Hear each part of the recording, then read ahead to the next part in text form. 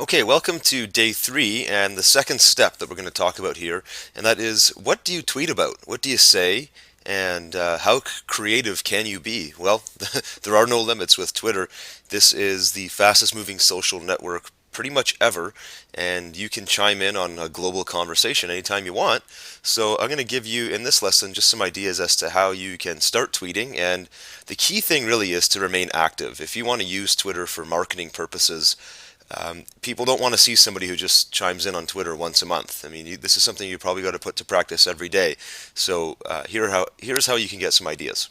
First thing is let's talk about the area of being self-promotional. Nobody's going to be shocked when you get onto Twitter and start promoting yourself. However, I will kind of quickly mention as a caveat that you don't want to overdo this. There's different experts that will tell you different percentages, but some I've heard people say to keep self-promotional stuff as low as 20% of the stuff you tweet about, because again, it's a social network. It's not a sales convention. People aren't looking to be sold to. So use it with care. Know that the people you're chatting with here are expecting to be social. However, if you get to know them, they might go and support you, and who knows, maybe even buy from you because they like you. So there's definitely a business purpose here. So what could you promote? You promote things like blog posts. In fact, that's what many bloggers do, is they use social media to promote their blogs. Their blogs promote them, and then down the road they sell things to their blog visitors. So it's a longer sales cycle, but it works really well for that whole self-promotional angle. And then you will see people like this image here on the right, uh, promoting sales pages or squeeze pages. I don't know for sure if he's actually selling something there, if it's a blog post. In fact, by the title, it looks like it's probably a blog post. 7 ways to earn money from your social media networks, not just Twitter. So maybe he's writing about it, or maybe he's selling a report. I don't know, but that's another way of kind of putting it out there. And notice his website is a random mix of letters. It's eepurl.com. It's not the full site, and that's a URL shortener. You'll need to get used to that because there's no way you can put full URLs if you have a long website. You only have 140 characters to work with Twitter, so get used to using URL shorteners. And if you use things like TweetDeck, like I showed you earlier, it automatically shortens it for you. I've also seen people promoting their events. I've promoted events for myself. And you'll also see people promoting other social profiles. They'll go onto Twitter and say, hey, follow me on my Facebook fan page, or join me on Facebook or LinkedIn or whatever. And so that's something you could do as well. It doesn't hurt to promote other social sites and connect with people in different formats, different flavors, and so on. So that's the whole sort of self-promotional angle that you can consider when thinking about what do I tweet about. But like I said, you don't want to be tweeting about yourself all the time. So a great way of sort of building up your getting permission to go and promote yourself is to help others and use Twitter for what it's supposed to be used for, and that is being social. So one thing you can do is just retweet other blog posts that you read. Get to know a group of bloggers who write on a regular basis, and they probably use Twitter. So subscribe to some blogs of people that you really like and retweet their blog posts. When you retweet that, you mention their Twitter name, you're going to show up on their radar. And that's a great way of A, getting something for you to tweet about, but B, also connecting with other people and hopefully getting to know them. Uh, Second one here, raise awareness. If you look at the little screenshot there, somebody is sending out a tweet saying, "Please help me raise money for the Cancer Society," and they've got a link to their fundraiser page. So, a great way of getting people on board is, you can obviously promote your own charity, or even better, in some scenarios, would be to help other people get traffic to their raise money websites. This person, Crystal, would be very happy to see you retweeting her message on a regular basis. You'd have a Twitter friend right away.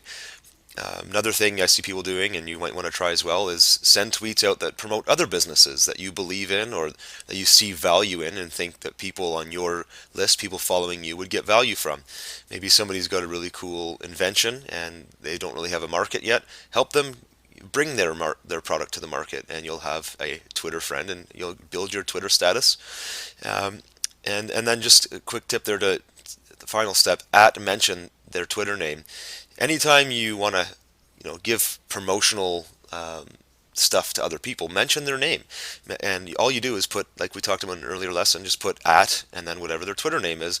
And most people do check for their at mentions. So when they see you mentioning them on Twitter, they're going to be happy. And it's a great way of getting yourself out there. Now, I'm going to talk about a few other things you can do to get ideas for how to tweet and continue to build your reputation.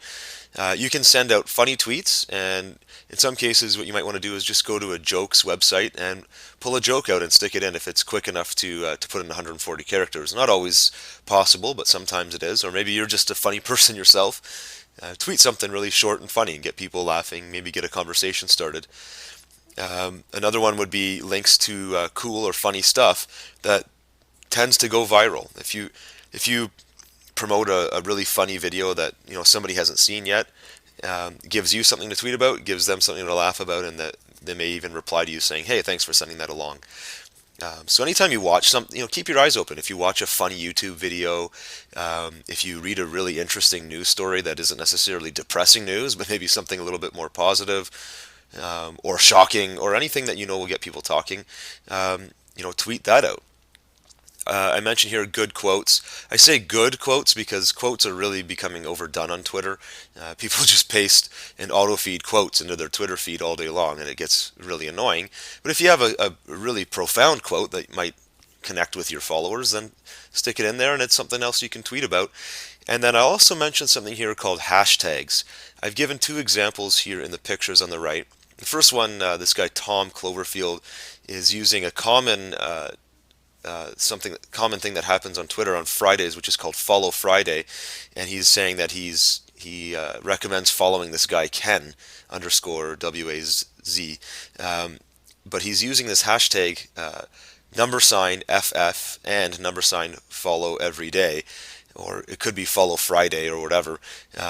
Hashtags are used to help people search, so you could go and search for people mentioning a follow Friday or an FF.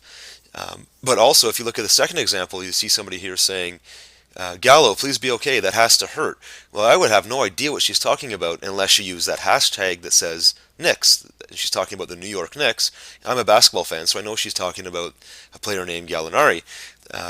So it's using that hashtag in that particular instance is great because you can have a conversation with people already out there tuned in to the Knicks or to any other. This could apply to anything, not just the New York Knicks, but think of anything that sort of has a buzzword associated with it. iPod or MacBook or whatever. You could use a hashtag, mention your comment, and then just put the hashtag for what you're talking about, and you're going to pick up a conversation with all kinds of people who are talking about that kind of thing.